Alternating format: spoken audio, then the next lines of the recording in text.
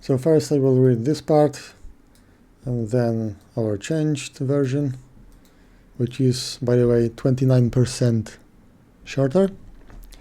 And as you will see for yourself which one is more digestible, more easily digestible. So here we go.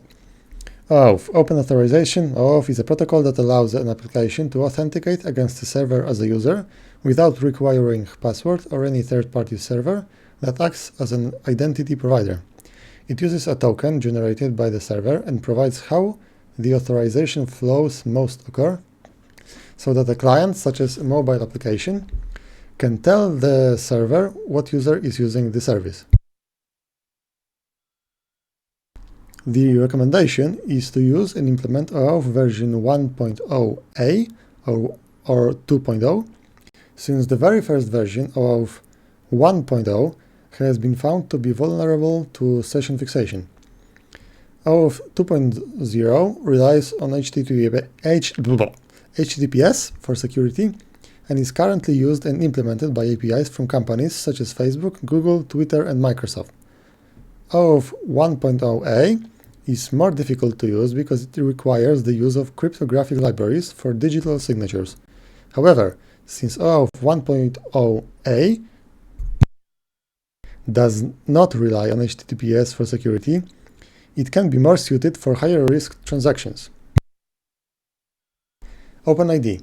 OpenID is an HTTP-based protocol that uses identity providers to validate what a user is, whom he says he is. It is a very simple protocol which allows a service provider-initiated way for single sign-on, SSO.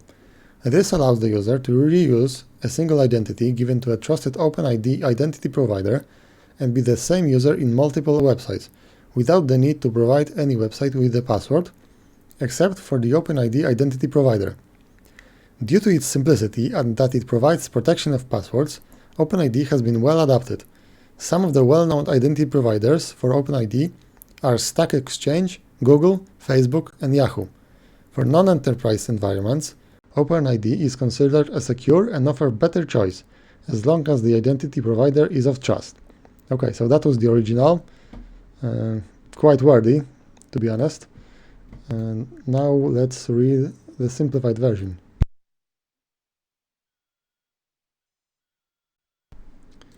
OAuth. Open Authorization, OAuth.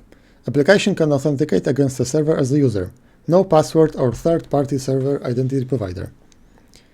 Uses a server-generated token and defines how authorization must occur.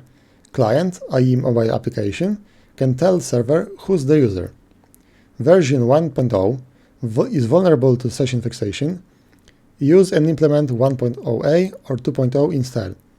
Version 1.0a doesn't rely on HTTPS for security, can be more suited for higher risk transactions, also harder to use than 2.0, requires use of cryptographic libraries for digital signatures. Version 2.0 relies on HTTPS for security and is used and implemented by APIs from Facebook, Google, Twitter, and Microsoft, etc. OpenID. OpenID, a very simple HTTP-based protocol, uses identity providers to authenticate users, allows a service provider-initiated way for a single sign-on, SSO. Users reuse one identity given to an OpenID identity provider across multiple websites, without giving them password. Only the identity provider sees it. Pros: simple, password protection, well-adapted, well-known identity providers are Stack Exchange, Google, Facebook, Yahoo. For non-enterprise environments, it is a secure and good choice if you trust the identity provider. So here it is. We are actually very close. We are this close to finishing authentication here. I think we will go, it will be 2 more videos, I think. And once we are done, I will do a recap.